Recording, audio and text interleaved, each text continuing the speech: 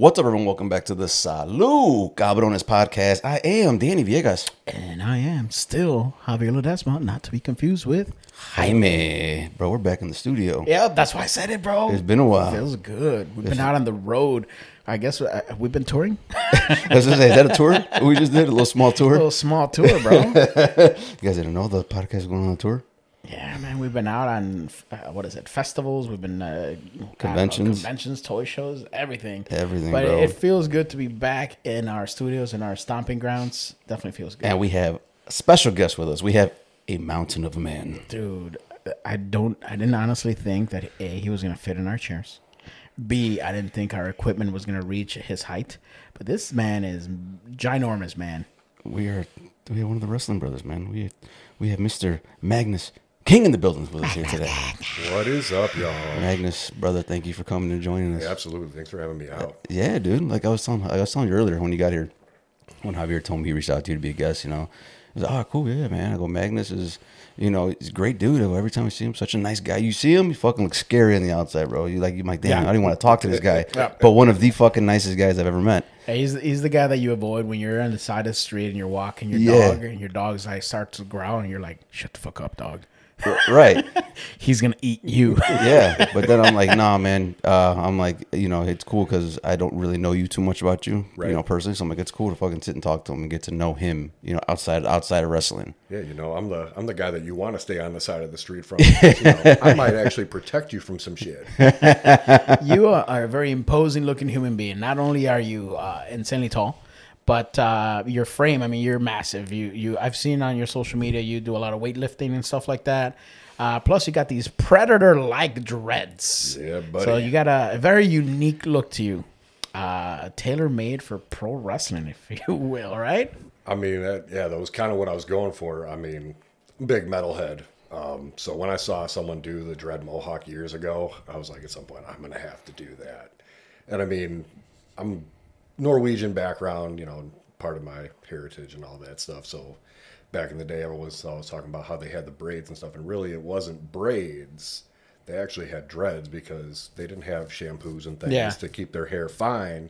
And with how that climate was, it ended up being more like dreadlocks. Mm-hmm. So when I saw Chad Gray doing that, I'm like, I'm gonna do my that. man. Like, my man. Gotta do it. Danny has no clue whose name you just dropped in here. Just gave me a chubby.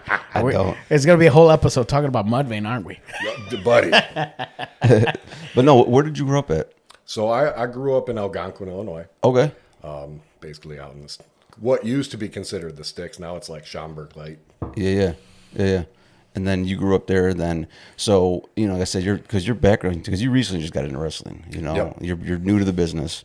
You got in such a at an older age than most people did.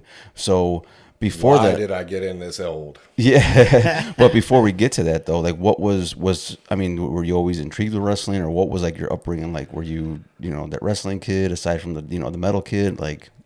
I wouldn't consider myself to be the wrestling kid. I loved pro wrestling.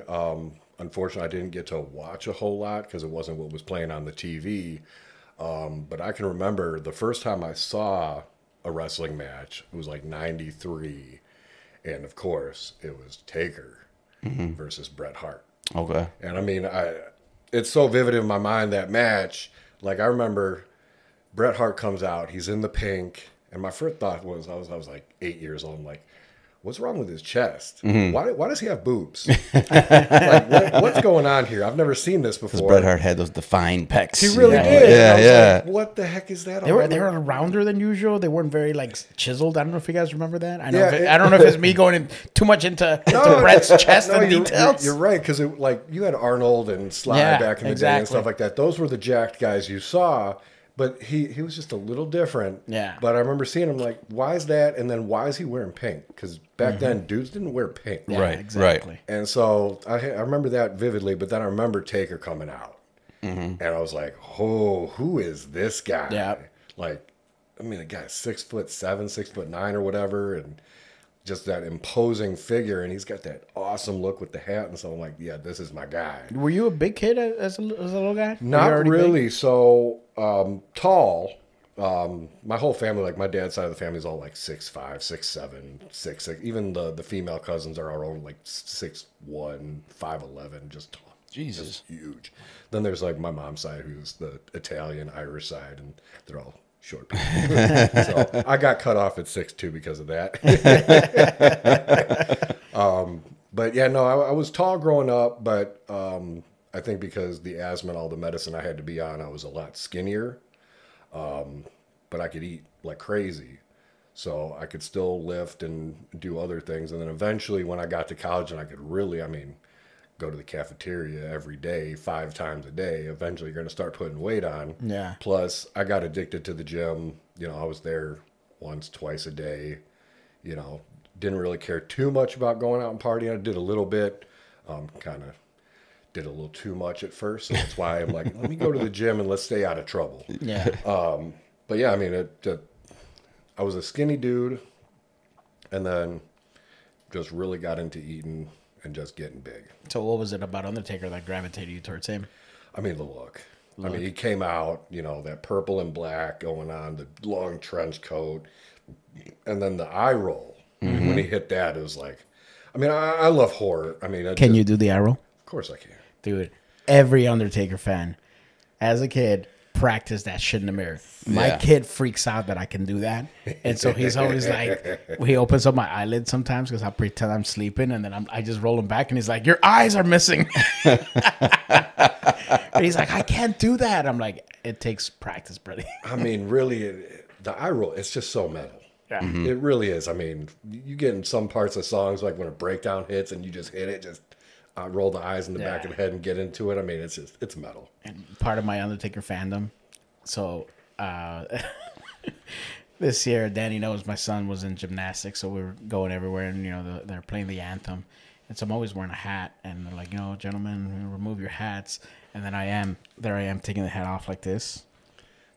Undertaker style. Taker style. I don't know what it is, but that's literally the way I take off hats, like. And because when I first debuted, I used to come out with the hat. And I understand why he took it off that way. Because if you just go straight up, your hair is just going to go everywhere. It's just going to be a damn mess. Yeah. So you'll kind of have to take it off forward so you don't mess up your hair. Yeah. So then, did you play sports growing up as a kid? I did. I started out doing football. Did baseball. When you're a real little kid, t-ball, all that stuff. And then once I got to high school, that kind of died. But stuck with football. Throughout my senior year, I didn't end up playing because I was actually getting ready to go to college, and I had a bunch of music auditions. Okay. So really wanted to focus on that because really music was my original. So you were a musician. Yep. As well. Okay. No shit. Yeah, I was a musician. Played the bassoon, marched saxophone, and then because I wanted to be a rock star, play the bass. Okay. Nice. Yeah. You still play to this day? Oh yeah. Yeah. Yeah. Any chance I get, I pull all the bass out and just jam around and stuff. Okay. So then, how did these auditions go for you? Great. I ended up going to Illinois State University, studying music education, did the marching band and all that stuff. It's weird. I cannot picture you marching. Me either. That It's a weird visual. There's a couple things about me that people just look at me and go, no. Marching band's definitely one of them. Yeah. And the other one's cake decorating. Cake decorating? Yeah. You're a cake decorator? So music education didn't really pan out for me. So I ended up coming home, and again, because I love food, grew up in a family that, cooked like crazy. Mother was a cake decorator, made all sorts of desserts and stuff. So I was playing minor league football and ended up tearing my ACL. And so I was bored sitting at the house with the boys, so I'd be cooking all the time. And so eventually they're like, why don't you just go do this? And so I ended up going back to school and going to get my culinary degree. No shit. Yeah. Nice. So then you were just baking cakes inside there? Yeah, so... They're heavy metal cakes. Bro, that's the gimmick. It's like, is that a Metallica star? Yes. But slice into it. Blood comes out of it.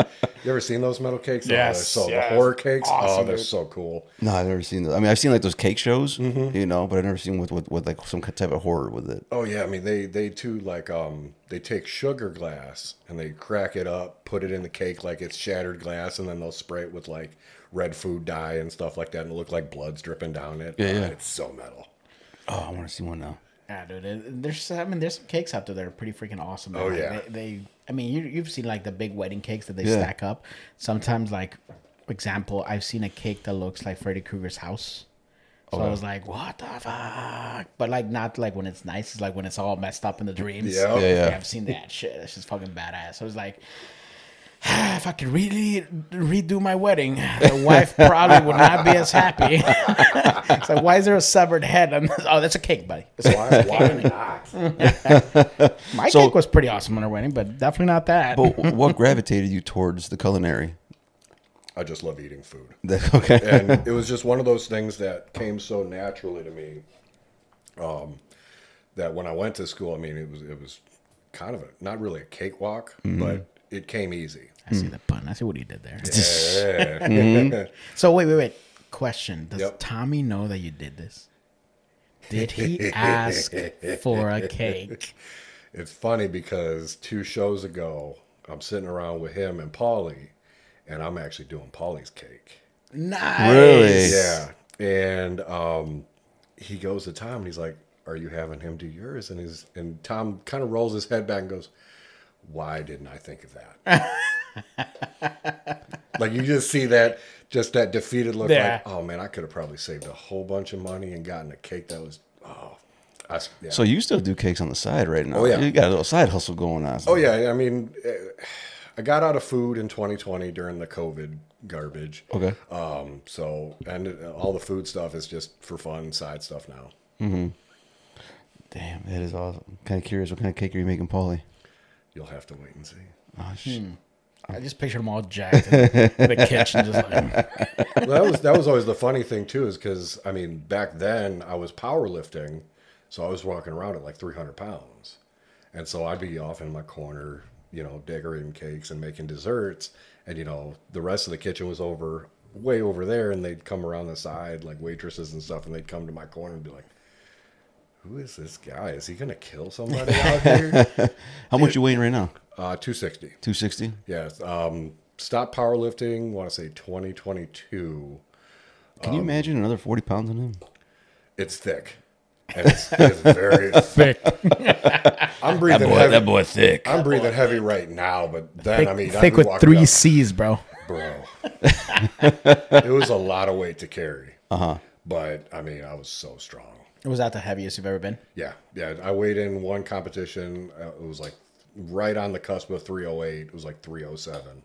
Wow. So So you did powerlifting for how long? I started in 2011, so about 11 years. Okay.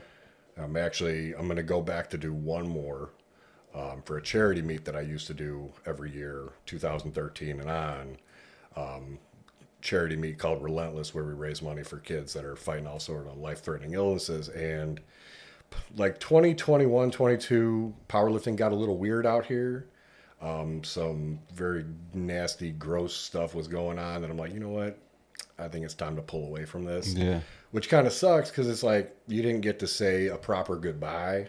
I mean, powerlifting was basically my life. Like very similar to wrestling. Like, get up, eat all my meals, go to the gym for 2-3 hours. You know, Yeah. smashing weights. You know, trying to meet those numbers that guys my size were doing. Like that 1,000-pound squat. I chased that thing. I wanted that so. Did bad. you hit it? I hit it in training. I hit 1,003 a couple times and then 1,006. Unfortunately, I did not get to do it in competition. I have a 900 in my repertoire for competition weight. But Squatting 900 fucking pounds, bro. it was a lot of weight. There's nothing like it. So let's translate that for a second. I know we're going to talk wrestling going forward, but anyone gives you a particular problem lifting them? Like when you're picking people up, because fans watching pro wrestling on TV, there's always those commentaries where they talk about like how Brock Lesnar is so insanely freaky strong, and when you see him throw some people around, there's no one really gives him a whole lot of jumps. You know what I mean? No one really helps him in a lot of the stuff. There are some people that and there's that been give guys him that said like when they talk about Brock, like, oh, that was all him. I did nothing. Exactly. That was all him. They talk about how before they even get a chance to say, okay, here I'm going with emotions of giving them the lift, giving them the jump, that they're already in the air. Yep. They're already flying across the fucking ring. And you can kind of tell because there's matches that you watch and you're like, oh, God. Oh, this just looks brutal. Are there people that give you a little bit of trouble lifting? Like when you're picking some of them up and you're like, holy shit, that was a little tougher than I expected. You know, not really. The big thing for me and that I've learned is I need to not do that so much and let them do the push and all that stuff, because if I do it too much, they're flying out of the ring. Yeah. You know, like when we were teaching me the fall away, I mean, if I really wanted to just huck somebody over the rope from one side of the ring to the other, they're going. I'm not gonna lie. If there's people that catch me, I'll get eliminated by a Royal Rumble like that. Like, go ahead, just toss me right on him. When we were doing the show at Edgar's house for his kid, he's in the corner. We lose track of the match. The match kind of starts falling apart, and just because it looked a little weird, I shoved him to the corner, and I go up there. My intention was never to like dominate what I was doing with him. I wanted to set it up so that he can throw me onto people. Okay. So I throw him to the corner. I go like that, and I'm like, lift me, throw me off. And he's like, all right, cool. So literally off me doing the 10 count, he just hucks me right off of him. And I remember going like, holy shit, that was far. I didn't expect it to be that much. And when you're up in the air, and you know, obviously we kind of control when we're going and we're going to land. Like, all right, I can kind of twist and make it a little safe. I was up in the air. And I was more in awe that I went that far. So I don't even remember trying to take care of the bump. I remember just falling. I'm like, oh, fuck, that hurt. I tried to take care of you and lay you down flat, but you were going flying. Yeah. I mean, literally, you went up and you're like, pick me up. I mean, I picked you up. I'm like, oh, God, you're a lot lighter than I thought you were. And you went. Phew. Yeah, dude, I flew. Now, is it because, like you said, that's your problem? Like you just go without people pushing? But is that like a mentality thing? Like, you know, because you're so used from the powerlifting, like in your mind, you're just, it's just, you know, like normal movement for you because you're used to doing that for so many years. It's a kind of an odd feeling, really, because you think you're being light or you're not shooting on somebody, but there's just a natural strength there that you kind of have no choice. Mm-hmm. You know, like when I'm doing a suplex, like I can't just snap and go. Yeah. Like I got to go with you. You know, otherwise you're coming down hard. Yeah. And so then, you know, before we get into wrestling and all that, okay, so then, you know, you're doing the music, you're doing, you know, the cooking. So then I know we talked beforehand. You said there was a part of your life where it kind of went down a different road. You know, do you mind touching in on something like that? Sure. You know, there was after my first marriage ended. I was just getting back to work in corrections as a food service director. You know, I'd worked around some of the smaller jails, you know, before that, McHenry, Lake County and stuff like that. Didn't have a whole lot of interactions with people there. But when I got to Winnebago, I mean, that's Rockford. Rockford's a whole different animal. Mm-hmm. You get the worst of the worst. I mean, they got Fed cases there. You know, they got, I mean, the Hells Angels, you know, clubhouse is right down the street there. Mm-hmm. You know, so you're dealing with the outlaws and all that stuff. Before that, so then real quick, so then you're doing the cooking, you know, you're doing the music. When was it when you were like, you want to get into corrections? Actually, it was, I answered an ad on Indeed.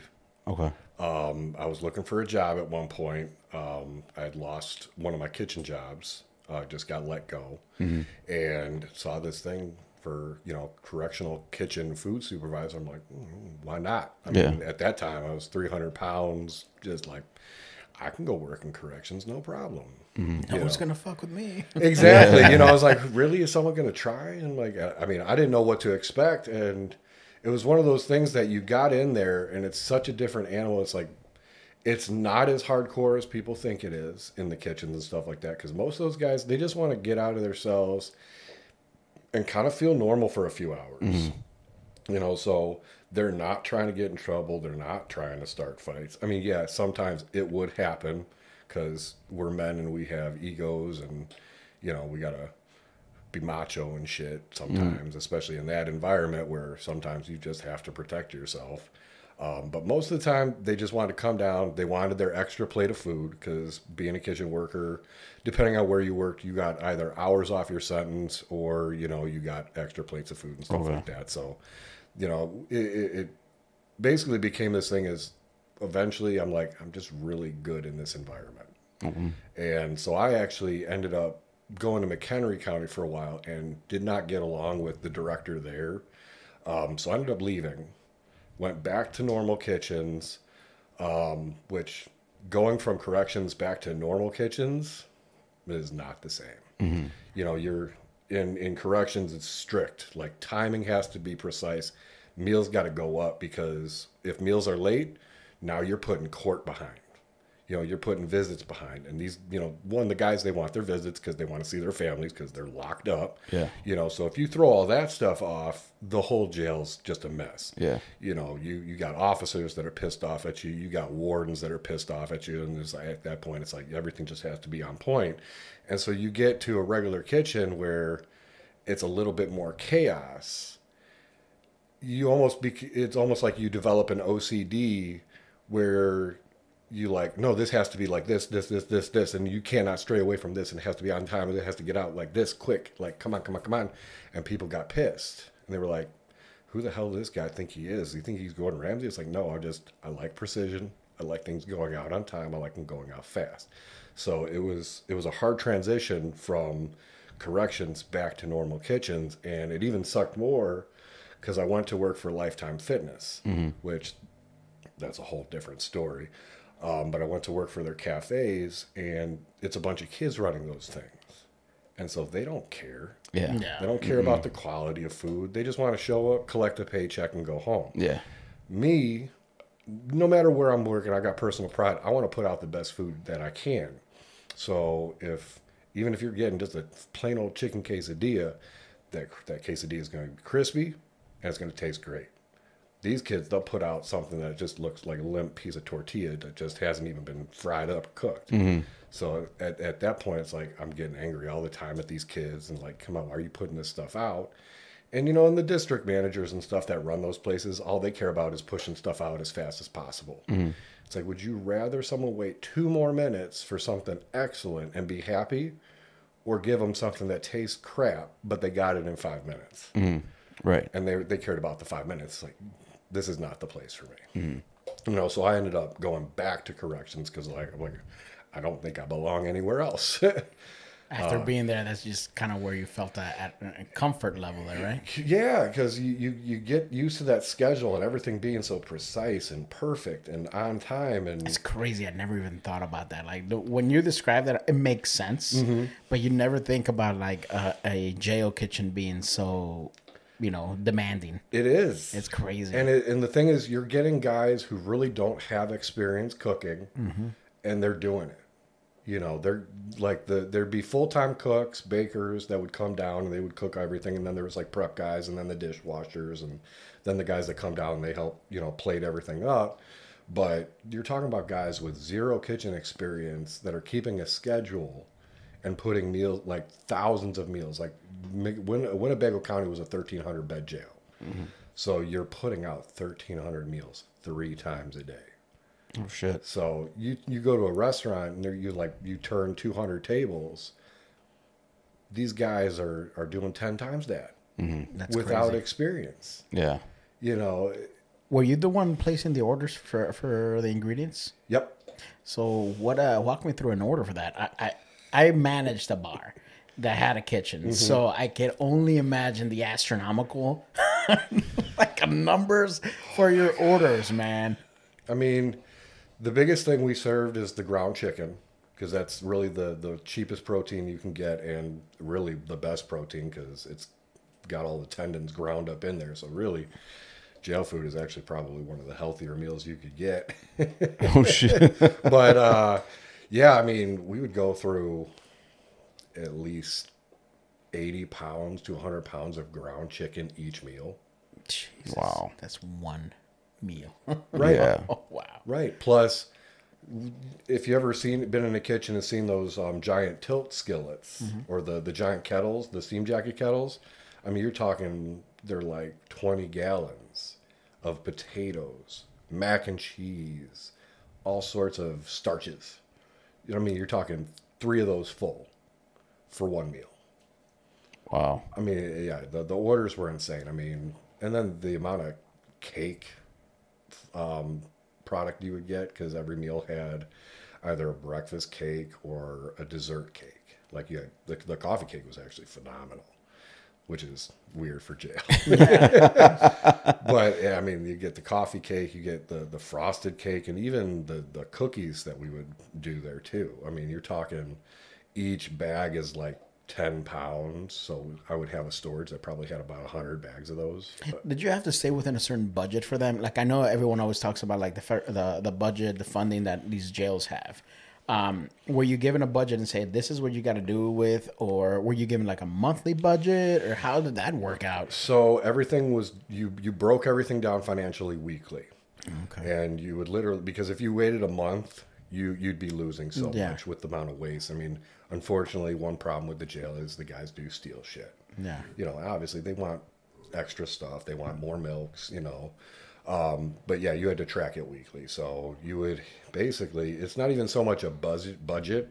It was based on how many meals you were producing a day. So basically on the food side of things, that was your revenue, was how many meals you produce. So, excuse me. So you would have to look at it. What did I bring in? How much of the product did we use? And with corrections was a little bit higher. The normal restaurants, you want to try to keep it around like a 30% food cost. We were about 40 to 60%, just because the cost for tray and what the jails would pay per tray was so low. But again, 1,300 people at $1 a pop, it adds up. Yeah.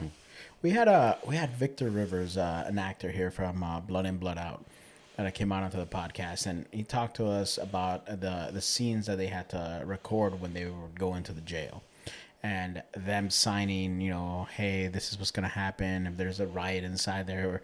We're not going to negotiate, things of that nature. You're kind of like saying, you know, I'm going in there on my own free will, you know? Yep. What kind of prep do you have to go in terms of training of going into a jail?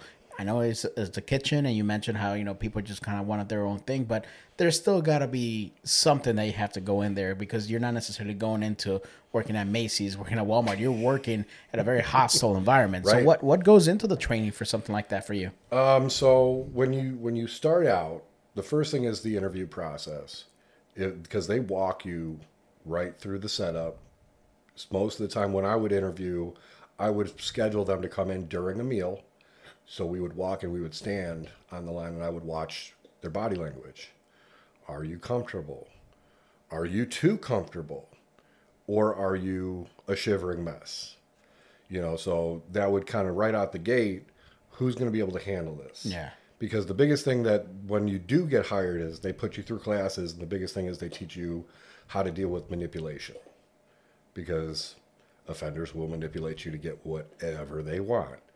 You know, and you'd hear crazy stories that they would talk about, that if you talked about something personal near them, they would hang on to that. So if you had a guy that was really trying to get out or something like that, or really mess some shit up, like they would talk about this story where a lady was talking about how she just painted her room blue with like clouds or something like that.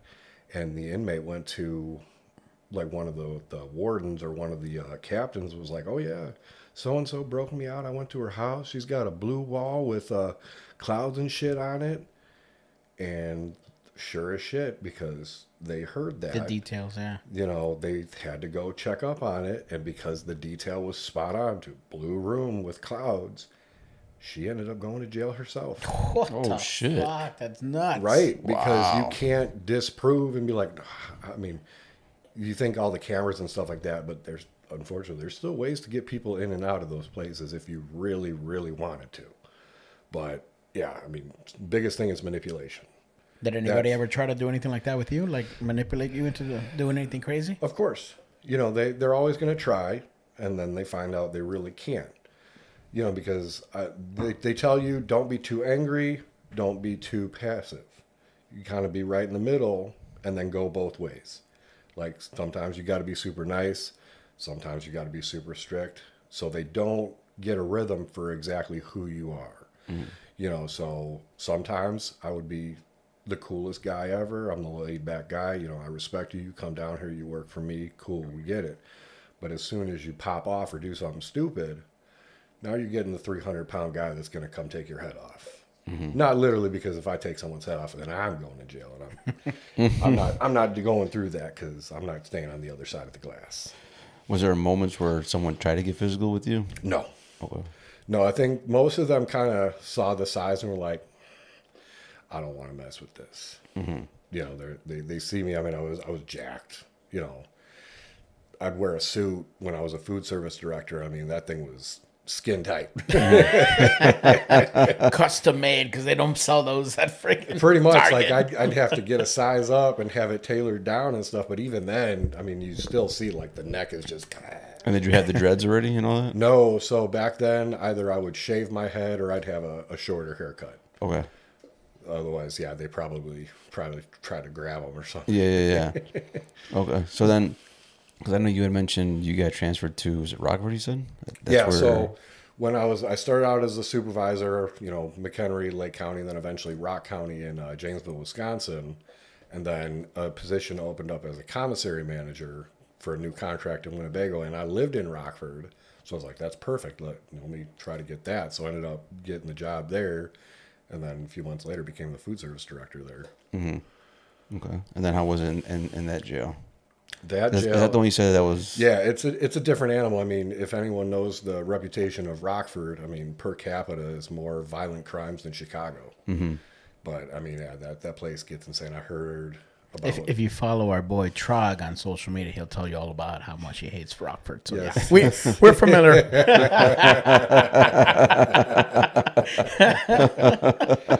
I love Trog. we get along well because we're both from that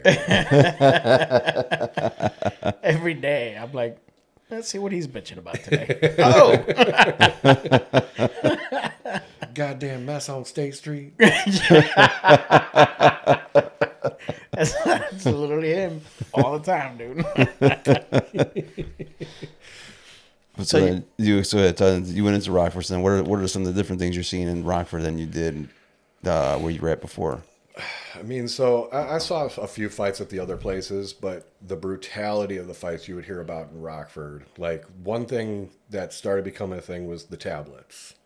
Because you're trying to keep these guys entertained, and They had tablets and right, so you could listen to music, watch movies, or read books on these things, which is great because you keep them entertained, you keep them kind of docile, so they're not causing as much problems. But at the same time, too, you're down officers because it's hard to fill up all those positions. Because who wants to go work in a jail, really? What year is this? This was 2019. Okay. And so, you know, there was guys that'd be locked up because there's no officer that can go to that pod that day. So they're sitting in their cells all days long. So they're bored. They're stir crazy. You know, I mean, you go sit in your home for a few days and not go outside at all. You're going to feel cooped up too. Imagine being in a, 5x5 cell that's got a sliding door that you cannot budge. Right. You're going to go a little crazy. So when they would come out, they'd have all this energy to get rid of it. I mean, these guys don't have gyms or anything that they can get that out in, so they would get in fights. And I remember hearing about one officer happened to be walking by, and someone took a tablet and just wham, just jacked the shit out of him across the face. Just knocked him down, knocked him out, got on top of him, just started wailing on him with the tablet. I mean, you just hear about stuff like that all the time. They would hit people with the food trays. Because, I mean, those are hard plastic trays. They're not soft. Those things, you can knock somebody out or take their head clear off. Yeah. So that was something you were hearing about. But then also the type of crimes you would hear about because, you hear about that fentanyl and all that stuff that was massive out in that area. Like, I'd say like Rock County, like Janesville down to like Beloit and Rockford was like the fentanyl, pipeline. So you'd hear about these guys having keys of fentanyl and all these crazy drugs and stuff like that. So you're dealing with, Fed level cases. Whereas the other jails, you're dealing with county issues. Yeah. And of course, you deal with some of the other less popular cases like the chomos, which everywhere you have those, and they kind of work themselves out on their own. Yeah. Which I don't mind. All of a sudden, he's like, well, I have one less meal to make today. Should have been one less meal to begin with. Yeah. That is my opinion. Hey, I agree with you. You mess with kids. I agree with stuff you. like that. It's just no good. How was that behavior? Like, you always hear about like stuff like that, and right now you kind of talked about like, oh, they kind of work themselves out. Was that you actually ever witness any crazy stuff like that where people were like, yo, that guy is what this is, and let's take care of that? So if they happened to find out and they were in Gen Pop, you better believe it. Like, especially when I delivered commissary, you would go up and you'd be delivering their stuff, and there was one guy that just happened to be named Michael Jackson, who, when I found out what he did, I was like, yep, I get why he's got black eyes every day. Because, I read the write-up on what he did, and it's like, oh, God, this dude just needs to die. Like, this is disgusting. But these guys would just pound on him daily. Wow. So, yeah. So, right now, you just said, it's kind of interesting. You said, he's like, I read the report and whatnot. Is that always the case? Do you guys working in that environment, are you given this kind of information so that you're aware? Or was that you just seeking it out? Because I can't imagine... to make people comfortable, you probably don't want to know a lot of that shit. So it was kind of the written rule: you do not look these people up. For that reason, because as soon as you find out, you can't be objective. Exactly. And, treat this person like a normal human being. Most of the times, they wouldn't send those guys to the kitchen, thankfully. Because that's an environment where there aren't as many cameras and stuff, so stuff will happen down there, and most of the time the people who are working probably will allow it to happen. Yeah.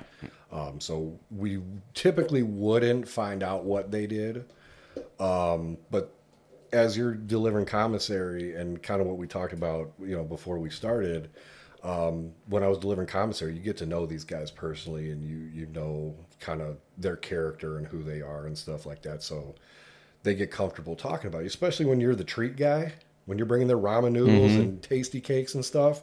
They'll talk to you about pretty much anything, and they'll tell you like, hey, go look this one up. And I happened to look it up, and right as shit, it was god awful.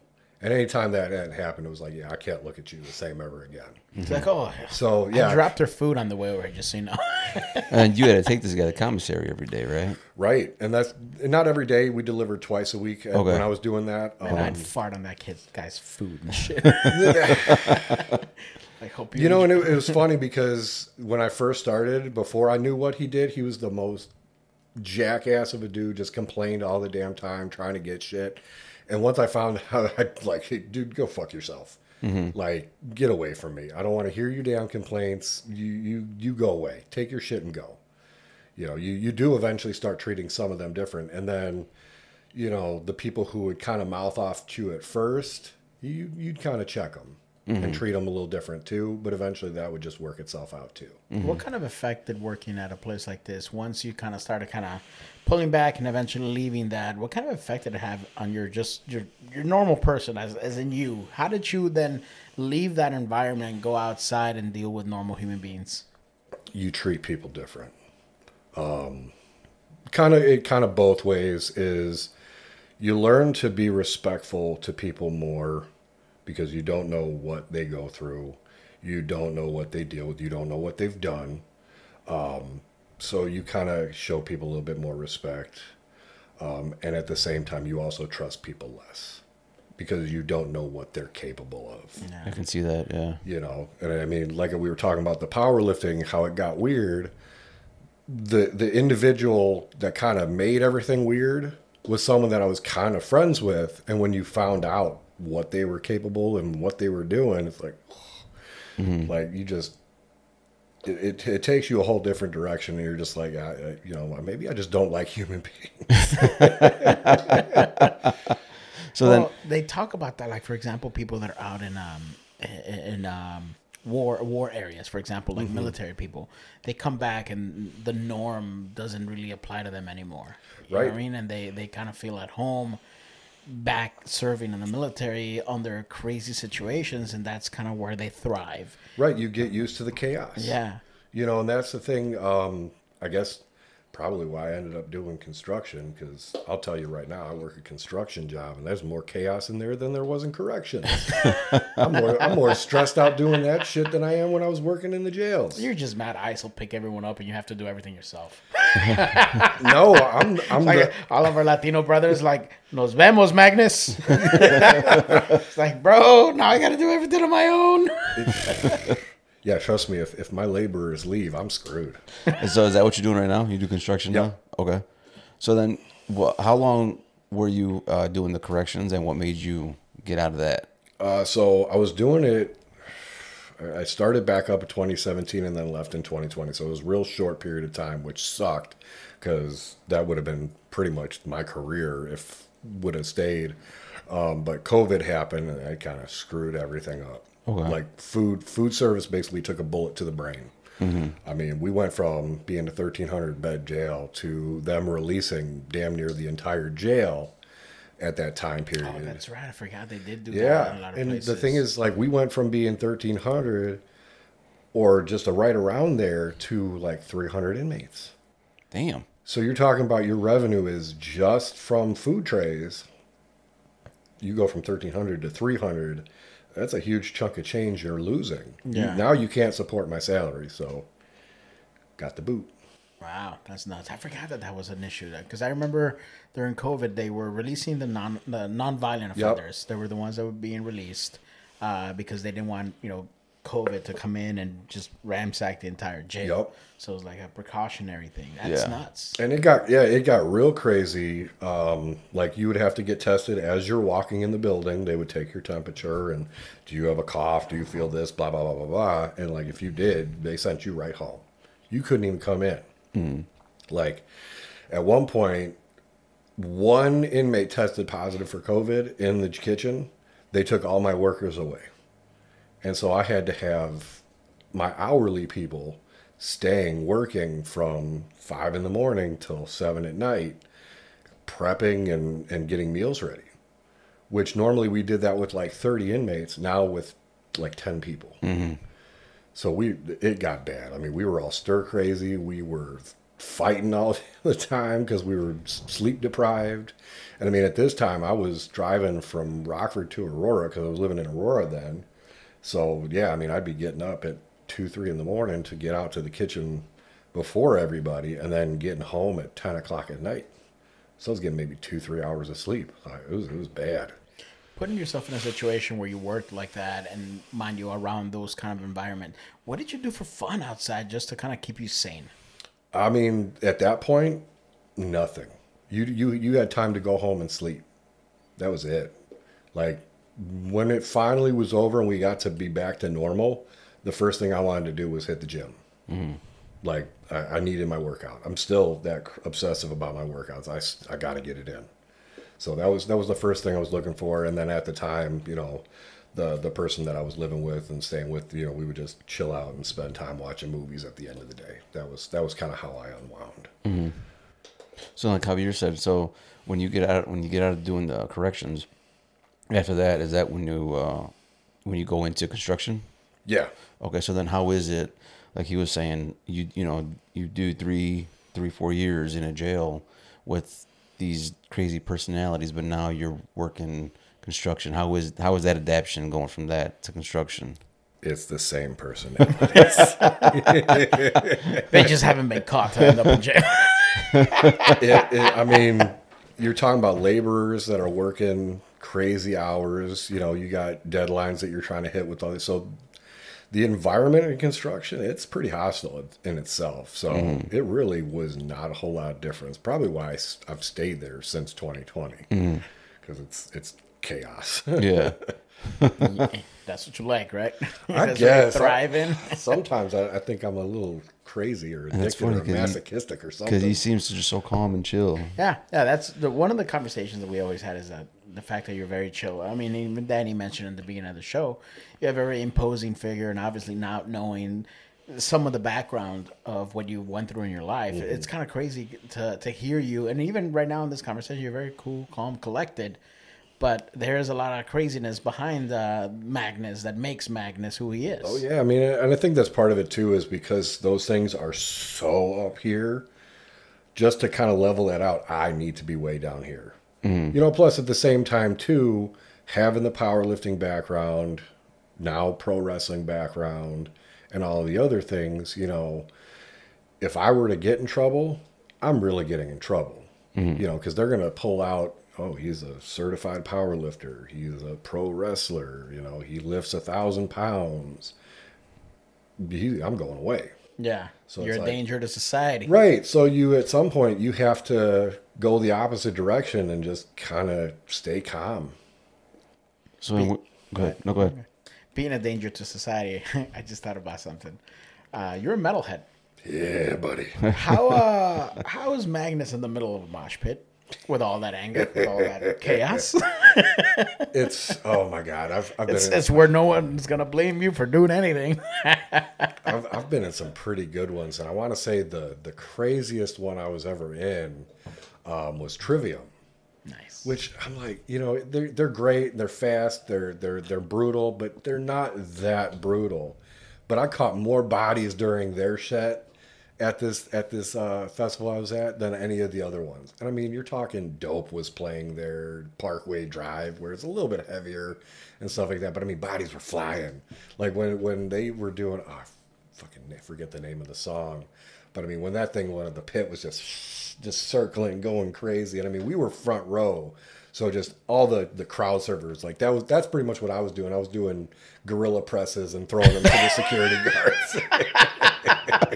That's my favorite thing is that a lot of these people don't understand who they're getting into the mosh pit with. No one knows anyone there. And for the most part, there's that etiquette where you're going to take care of someone there. Oh, You're not yeah. going to be too violent. I don't know if I told the story here. I think I might have. But you know Rough Crossing, obviously, Oh, yeah. Ruffo. So I run into him at concerts all the time. And one of my favorite things is, you know, obviously, he's a massive human being, too. He's very tall. And he's very athletic for a dude his size. Right. So I remember being at a mosh pit at the House of Blues. Oh, I'm sorry. I remember going to a show at the House of Blues once. And I run into, like, the crowd, like, the PAL guys. I'm like, hey, what's going on? Hey, what's going on? And then I'm like, this crowd, this is Rick's crowd. Where's he at? And they're like, oh, he's in the mosh pit. And I look over towards the mosh pit. I just see this giant human being just tossing motherfuckers left and right. And I was like, that's hilarious. I'm not going in there right now. So I can only imagine that's probably the same thing with you. What show was that? Oh, fuck. I can't even remember, dude. Might have been a Hell Yeah show or something. Bro. Yeah. Again, Chad Gray. Yep. I ran into him at quite a lot of Hell Yeah shows. The Pantera and Mudvayne connection was very strong there. It's funny because at that same show with Trivium, Hell Yeah was playing second stage, so I went and saw them. And Chad ends up being one of the coolest guys I've ever talked to in my life. Yes. Because I actually got to talk to him. I just commented on a picture he had on Instagram after that show, and he must have gone to my page because he commented back with something personal, and he was like, you know, keep up the cooking, because back then I had, my handle was Iron Chef Eric, you know, because at the time I had a meal prep company, All for Fitness. But he hit me back and he's like, you know, this is really cool. Keep doing your chefing thing, keep lifting the heavy weights. And probably a couple hours after that message, I got a DM from him asking for advice on lifting, because he had gone and seen one of my deadlift videos. Nice. And so we ended up talking a little bit and ended up exchanging numbers, and I ended up writing him a workout program. Dude, Oh, damn. what the fuck? Yeah. Wow. And he like, How did I not know anything about this? Chad's my fucking favorite guy. I Oh mean, my God. dude, he's such a cool, down to earth dude. And you know, it's funny because at that time he wasn't with Shannon yet. Okay.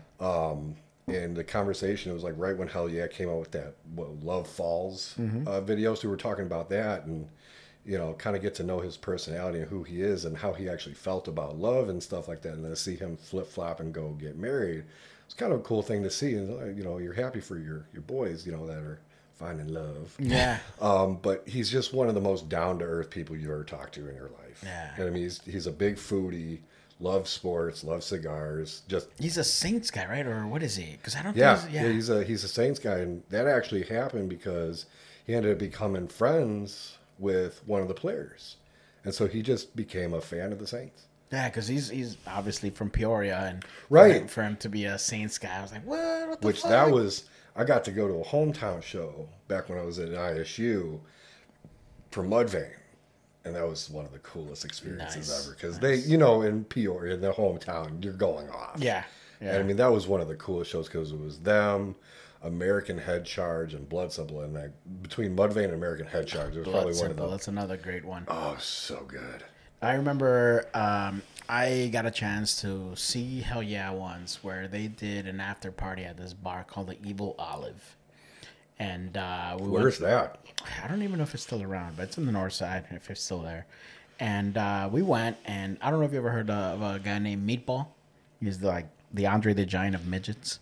That's Little literally- people, bro. That's literally, I know, sorry. Little Do they people, like bro. little people? Because I heard they like being called midgets too now. So which way we going with this?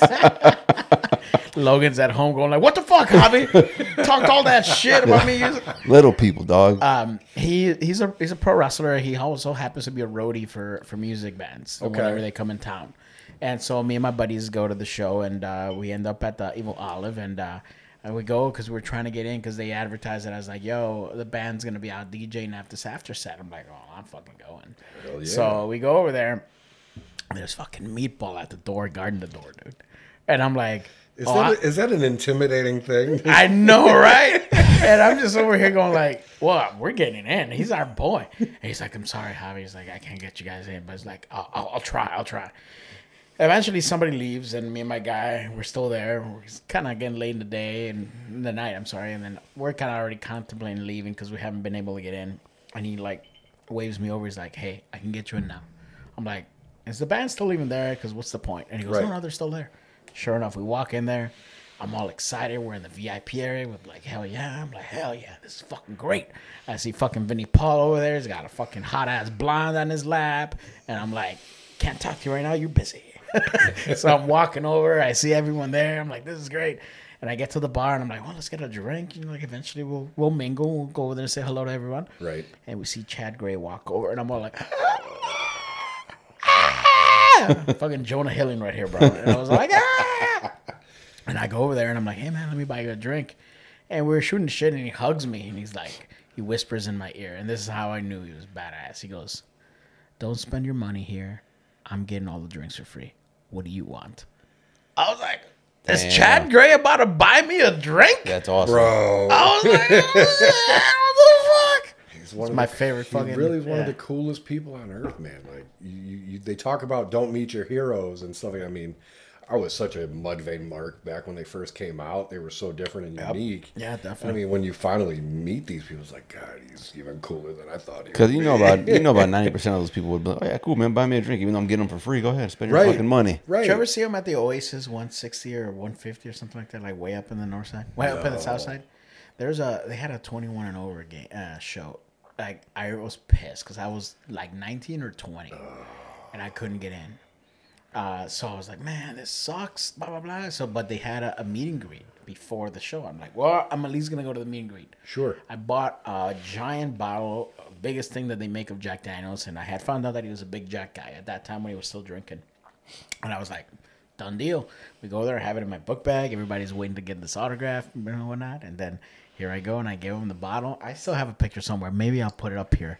It's him grabbing the bottle, has the cheesiest smile, like he's like the Jack Daniels spokesman or something. He's like, ah, it's great. Was this Chad with the blue goatee dreads? Yeah, it's still with the blue. Oh my yeah. God, that was so cool. Yeah, I love that. God, love that man. that- We can sit here and talk music forever. Oh, we've already started talking about that before, talking Yeah, about mushroom yeah, head yeah, and all that stuff. I mean, He saw my jacket and I have like the mushroom head pins on there. oh, I popped. Oh. I marked out so hard for that. He's like, "Are you a mushroom head?" I'm like, "Yeah." Have you ever seen Ashley has a mushroom head tramp stamp. It's Ashley. If you're listening to this, I'm so sorry. Wait. Sounds Yes. Shut up. Yes. She showed it to me, and I was like, "What?" So hilarious. Oh, I'm asking now. Yeah. Like, come on, I'm man. sorry that I called it a tramp stamp, Ashley. Like, I mean, besides Mudvayne, Mushroom Head was that's still a bucket list show I haven't seen yet. Really? You've never seen him live? Oh, and Dude. it sucked because a couple years ago they were playing the Forge with crap. What is the Oddities group?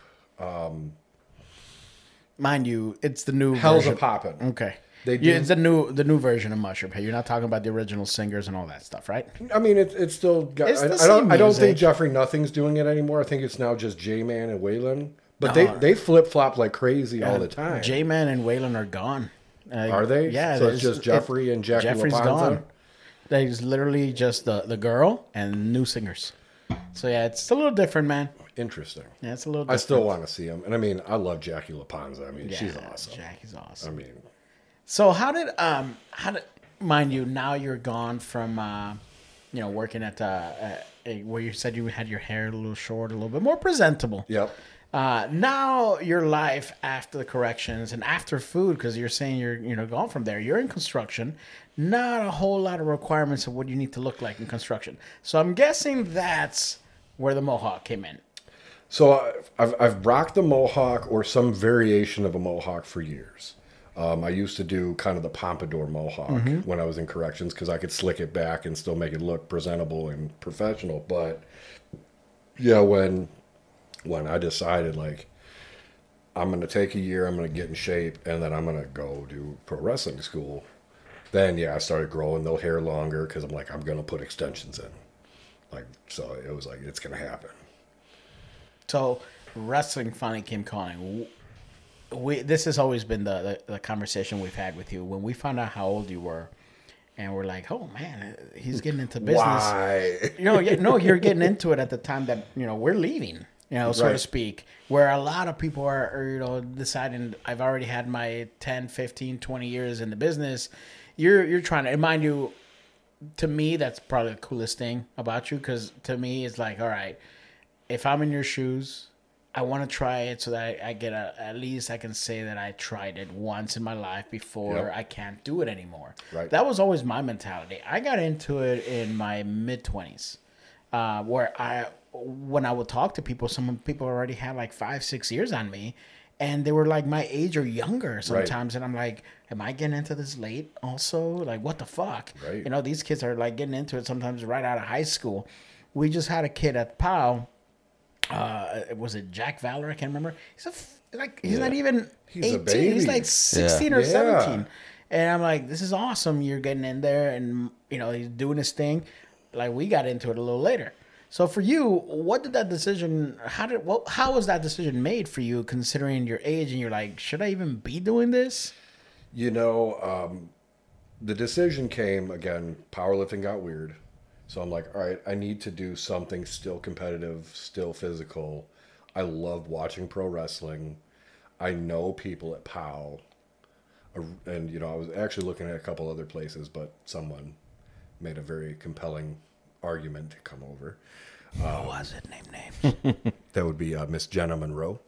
She She brought me in. Nice. We've been friends for 20 years. Really? Yeah, so she went to Illinois State too.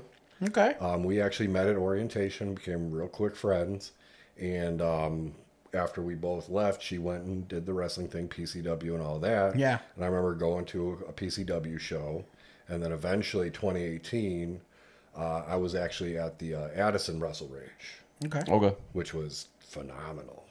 Who was that? Who's at Addison Wrestle Rage? I'm having a hard There time. was a ladder match. I want to say it was like GQ, Vic Capri, and a couple other guys. You? Was that the ladder match? No, that you weren't in that one. With Vic, No, right? but you guys did come out because at the time you were coming out more of the hip hop kind of Latin vibe and stuff like that. I'm like, all right, dig these guys. We're fucking over with them, dude. You were, and it was funny because when I actually came in and the first show you guys were on, I was like, I remember these guys.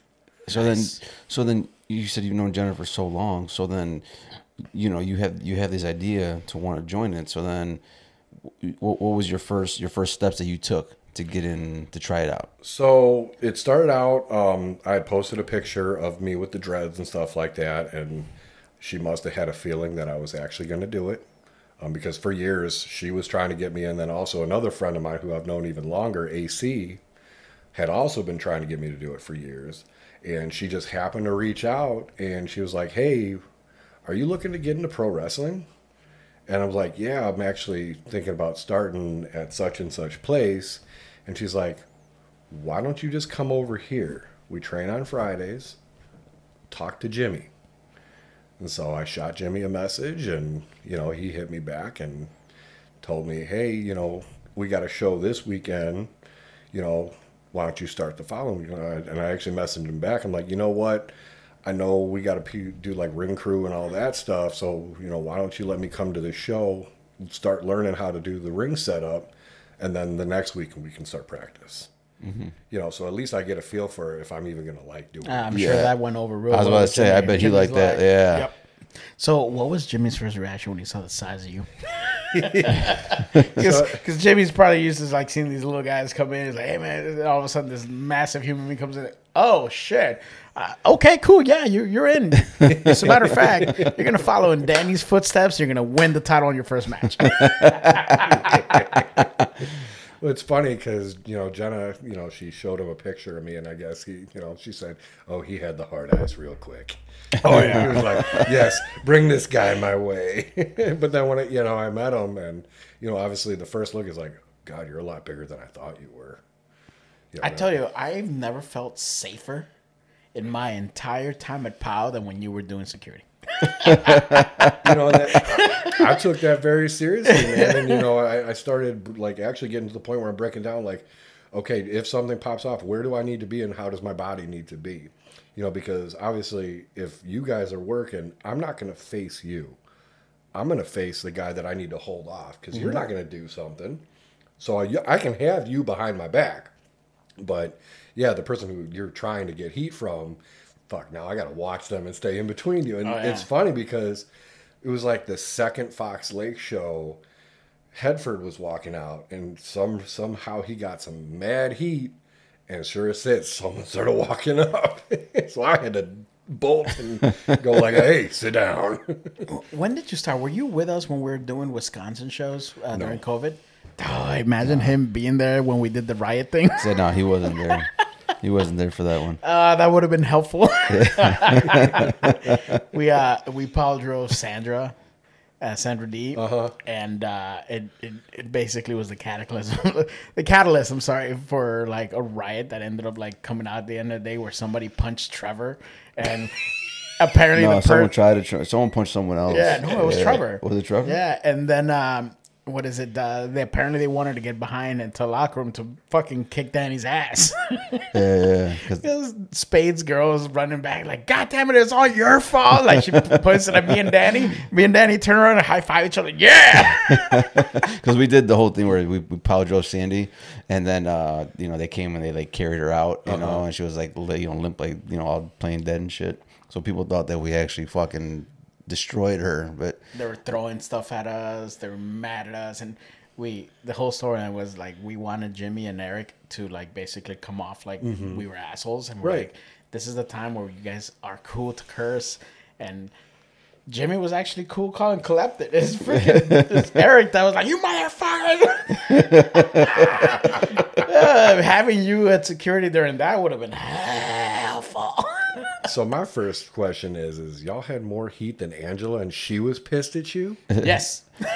Well, she wasn't mad. She wasn't mad at us. She was like joking, like saying like, "Oh, it's your fault, assholes." You know, like she was like mad. She was joking around. Because it's funny you say that because I went and just helped out at an SCW show because Chris, one of our refs, was going down there to work. Yeah. So I rolled with him, and I ended up doing security for that one. She had so much heat, I had to jump in between a lady and her. Oh, really? Yeah. Nice. That's awesome. Nice. So it's like, come on, the Queen of Heat's giving you shit? Yeah. No, she was she was messing with us. No, she was laughing with us. Like, damn, man, you know, they fucking got crazy. Yeah, she was popping at the fact that someone just punched Trevor.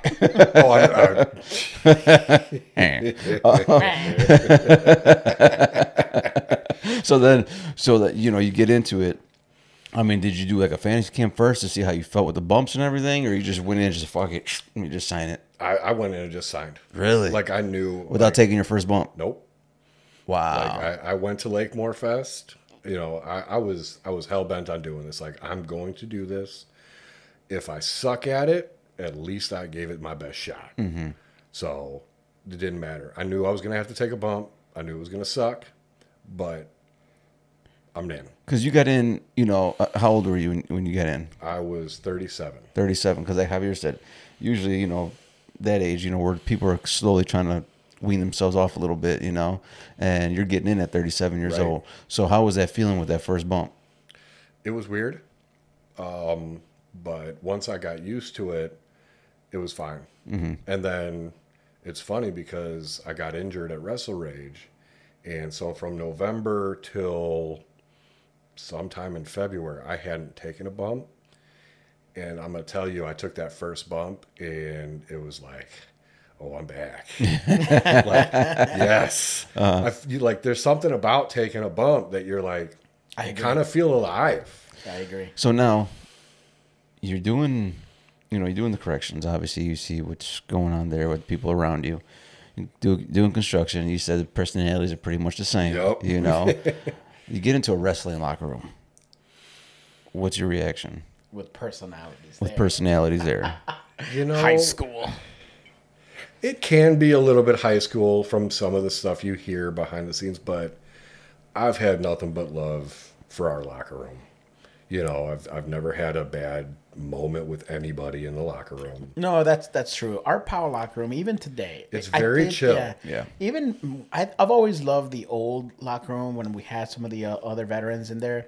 Just it felt a little different. Not to say that this one is like, you know, not good or anything like that, but it's a different mentality.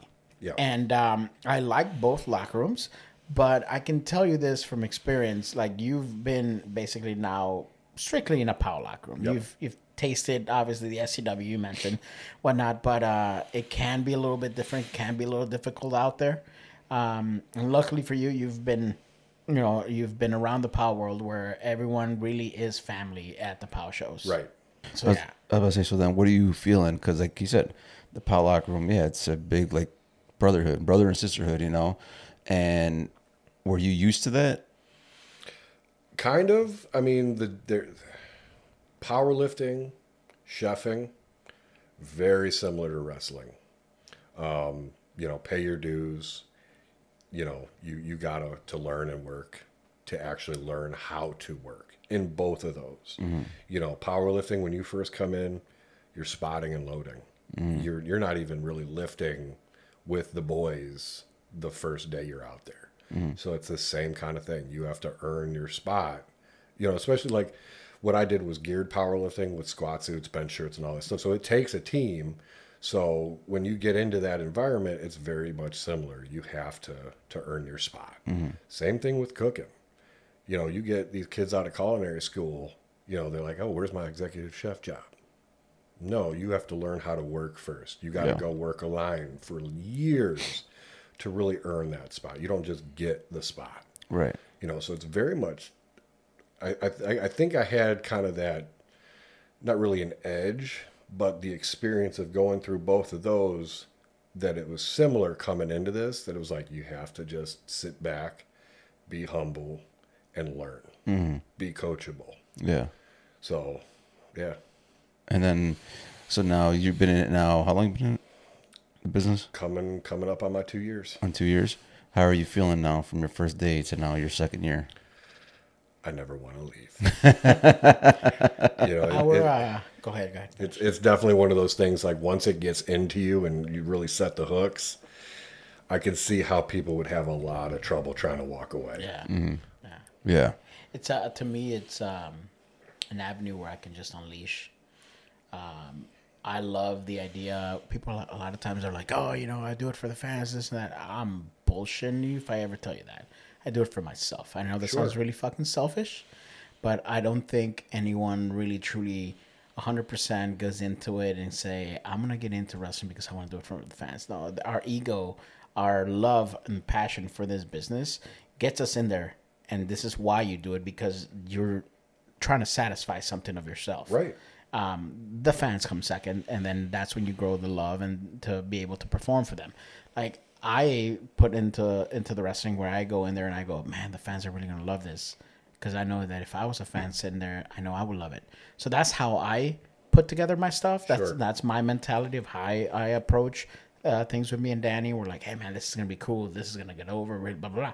But at the end of the day, I do it because I want to do it for myself, and I know that sounds selfish, but that's my reasoning. I mean, there has to be some level of selfishness to it. Yeah. There has to be a reason that you're doing this, and whether it's, you know, because you're getting something out, or you're this is just something you like doing as far as acting, or for me, this is definitely, it's an outlet. You know, because again, construction is a hostile environment. I take shit all day, so at some point I need to let that out. And this is like, especially, you know, when I get to throw someone around and let out those big screams. It hasn't fully come out yet, but there will be a moment where you're like, oh, he's getting some shit out today. Have you thought about the idea when you turn heel? Of course I have. So I've thought about that for yourself, because I want to manage it. You and several other people, including Mama Blaze. She actually thought I was a heel, especially when she saw me with Macabre and Jimmy in that first Fox Lake show in January with us three coming out there. She's like, "Oh, you're back to being a heel." And Jim was like, "No, Mom, I'm a face." But isn't Macabre a heel? Not anymore. But Magnus has always been a heel, and she, no, Mom, Magnus is a face. He's always been a face. Yeah, I've always looked at you. I'm like, he needs to be a heel. He's got to be a heel. There's part of it that definitely makes sense as far as the domineering size. Right. But the biggest thing is, you know, you get to know me and my personality. It's right. like, oh no, you're very much a face. Yeah. But do you feel being a heel will help you unleash a different side of you inside of release that stress? When that time, if it ever comes, you will see a lot of ugly. Mm-hmm. A lot of pent up ugly. That's why I want to be right there. I thought about that. I think I pitched a little bit of that once, and I said, I'm like, when are we ready to do this? Because I was jumping the gun. I'm like, you had just dipped your toes in there, but I was already going like, hey, when are we doing this? He's like, slow down, Javi. Slow down. We're gonna get there. It's funny because I want to say it was like the second or third match at T Woods. Jazz was just there watching as a fan. And immediately went up to Jim, and he's like, "When you turning him heel?" I know exactly that day because I was next to him. That was the day we were there. Yeah. That was the day because me and Jazz talked about that. I was like, man, he needs to be turning heel. Yeah, that was the day we were all sitting in the crowd talking shit to everybody. Yeah. So then, your first match. Who was your debut match against? It was against the Masked Marauder. The Masked Marauder. Who's that? I don't know. Who is that, Javi? Mystery man. I thought that was revealed recently. Really? It was. It was. But this Kofi accent.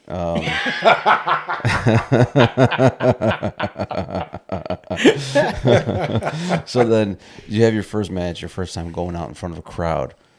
What's that feeling like?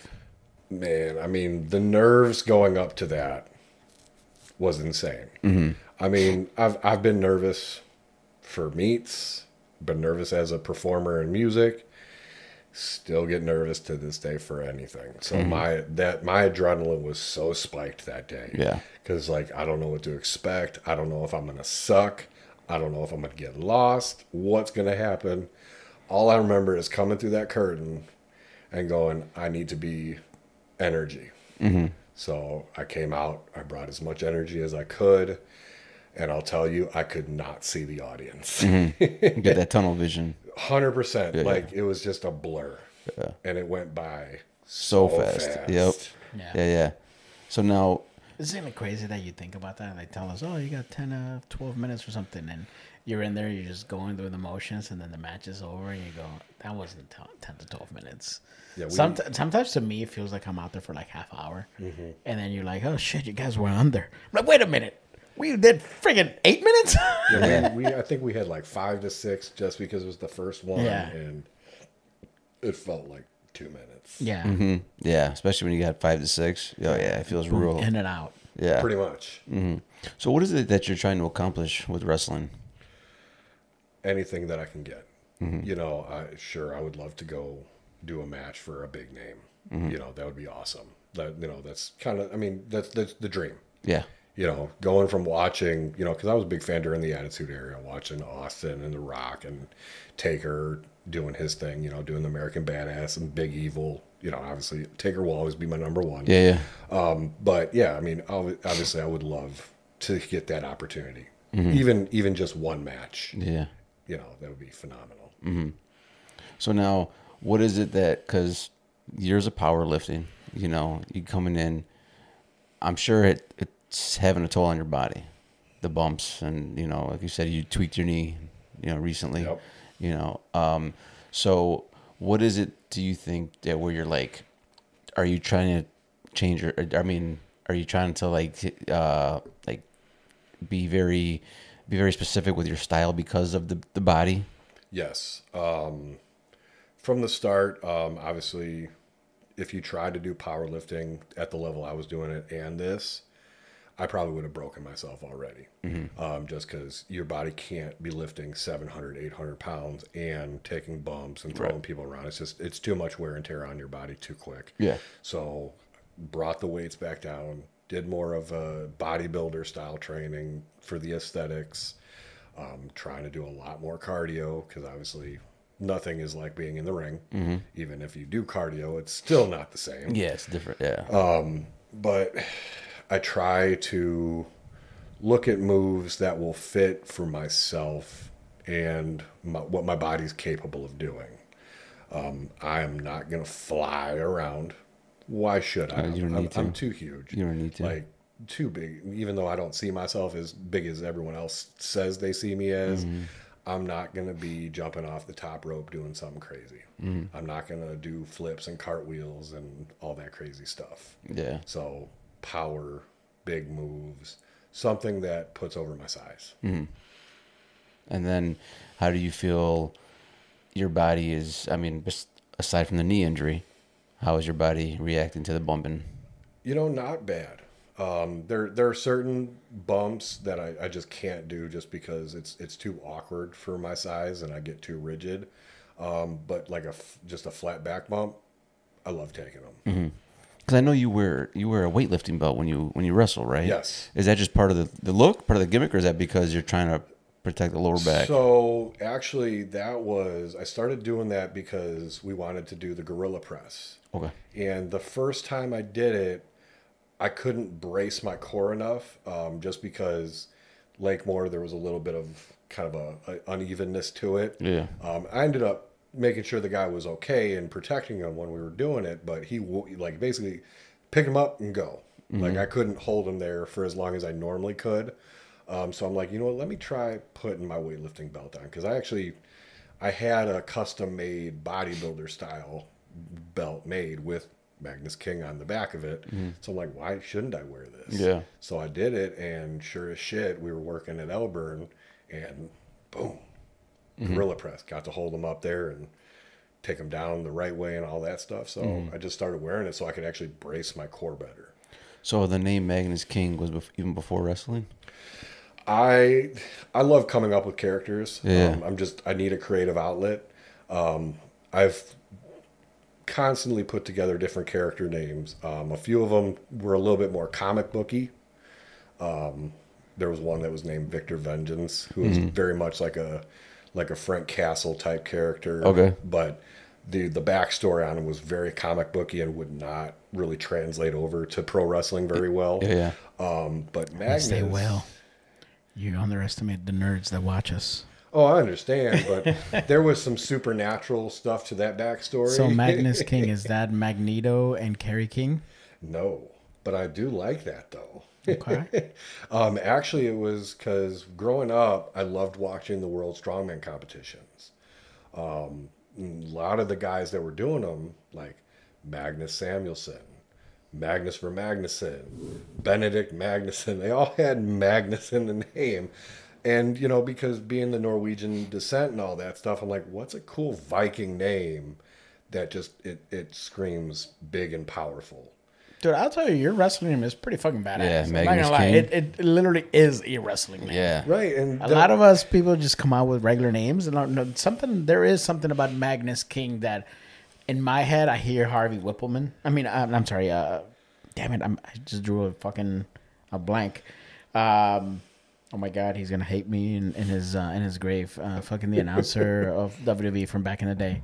Anyhow, Gorilla Monsoon? No, not Gorilla. But anyhow, I just hear like the name like Magnus King being said over like loudspeakers. You know, like I hear it. It sounds like a wrestling name. right. Doesn't sound like some average Joe's fucking name going into the ring. Howard Finkel. Is that what you're talking about? Yes, The Fink? The Fink? Thank you. He's like, motherfucker, I thought you liked me. I don't know if anyone actually could announce the name. I think Mean Gene would be one day. Mean Yeah. Gene? Here. Yeah. That or Jimmy Hart. Yes. No. So when you're drawing together, I love your background in terms of what you just described, everything that you've dealt with. For myself, I tend to draw everything from like my promos to just anything that I do in the ring, from like a lot of stuff that I love. And this goes for everyone, I'm sure they do. But I draw a lot of stuff from my music. Yep. Specifically Rage Against the Machine. I draw a lot of my promos and a lot of everything, especially because of what me and Danny do. It was very anti-political. Mm-hmm. So I always draw from a lot of Tom Morello and Zach De La Rocha. What are your inspirations for building the Magnus King character? So, what it was originally when I first had the idea is completely different from what it originally became, or what it became. Because originally, Magnus King was going to be the last action hero. Because you look at wrestling kind of now versus back in the day, the big muscle guys are kind of not a thing anymore. Mm-hmm. So Very few and far between. I just happened to be watching Last Action Hero, and I'm like, it would be really cool to see someone do a gimmick where they were that throwback to the 80s, 90s, action star with all the old-fashioned tropes and the cheesy lines and shit like that. So I'm like, well, so I wrote it down in the notebook. I'm like, Magnus King, Last Action Hero. And then very shortly after I got into wrestling, ended up separating from my wife. So my mental state just went. So my draw became a lot darker. So I'm like, where my head was at the time, I started pulling from those dark thoughts. And one of the things too is during that time period, you kind of find out who you really are in those dark moments. And the biggest thing is I kind of called myself out, because I know you're a believer, you're kind of not. He's not, yeah. Not kind of, he's not, yeah. And it got to the point, I found myself having these conversations with God and going, damn, I've been so on the fence with this for so long. I need to start being honest with myself and just saying, you know what, if I'm having conversations with God during this dark time, then I'm a believer. Yeah. Mm-hmm. 100%. So I started drawing into that. Be like, all right, where am I at right now? And how do I save myself?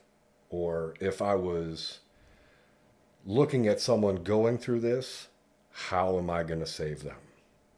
So that's where, when the initial character came out, it was Magnus King, the savior of the lost and the broken. Because I wanted to save myself. Okay, sure.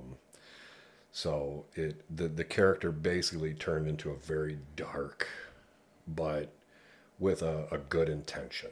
Mm-hmm. So that was basically my inspiration for that. And I still draw from that.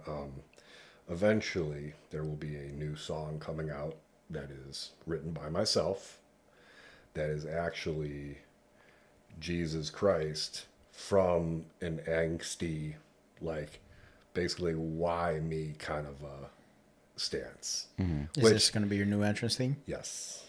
Cool. Yeah, it turned out pretty solid, but I'm kind of proud of the lyrics, because I've never really written a song. Like, I've written music. So these are your lyrics? Yes, you these are my lyrics, and then I just happened to put them through one of those AI gimmicks. Ah, okay. And it turned out perfect. Okay.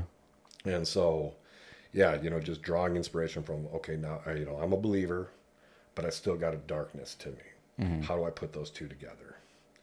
And so, coming from like humanizing, God and Jesus Christ, if they were to actually let out feelings of what we would say to go through those things, that's in this song.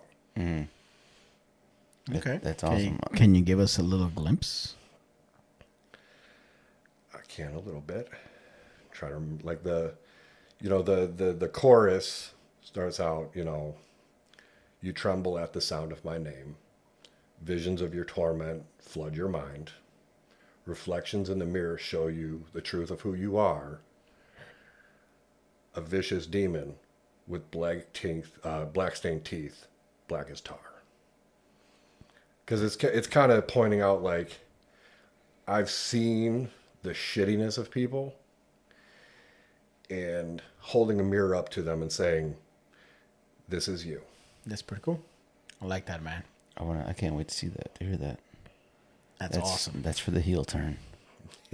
That's for the heel turn. It's a redeemer kind of gimmick. That's a baby gimmick and very. I just want to see him heal, bro. That's all I'm saying. All right. I know. It's shrouded in mystery, but I think that's still a baby because you got a lot of redeeming qualities there. It can be both. You just have to turn up the self-righteousness to make it heal. Yeah, that's true. I like that. Well, brother, you definitely got the look, and Team the Ring, you definitely got the potential. And me personally, I would love to see you do big things and on a big stage. Just got to keep trying. That's it. Stay coachable. Yes, sir. And you are. You just got to get up there higher in that drop kick. I ain't doing a fucking drop kick. But no, bro. Thanks for coming and hanging out with us, bro. Absolutely. We appreciate it, man. We hope you had a good time, bro. Oh, yeah, this has been a blast. Thank you, man. Before we head up out of here, man, any last things you want to say? Put your social medias out there, man. Where can people find you? I'm out there on both Facebook and the Instagram gimmick is Magnus King 13. Magnus King 13, all right. If you want a deep dive, go find Eric Johnson. You can look at my chef shit. Mm-hmm. There you go. And if you're looking for a cake, hit him up. Yeah, buddy. There you go. But no, man, thank you again, man, for coming and hanging out with us, man. This was a blast. Thank you. Thank you. Big thanks to Magnus King for coming and hanging out with us today. Big thanks to our sponsors, the Law Office of Christopher Hoff and a Taco Villa in Villa Park. Big shout out to Chris and Bear Mysterio. Appreciate y'all, fellas. And remember to like, comment, subscribe to Salud Cabrones podcast on Apple Podcasts, Amazon Music, Spotify, and YouTube. And hit up Pro Wrestling Tees, man. Buy some fucking merch. Buy it now. Do it. But no, Magnus is a part of the episode where we raise up our beverages and we give a toast. Signing off saying Salud Cabrones. Hell yeah. So when y'all ready, 1, 2, 3. Salud Cabrones. We out.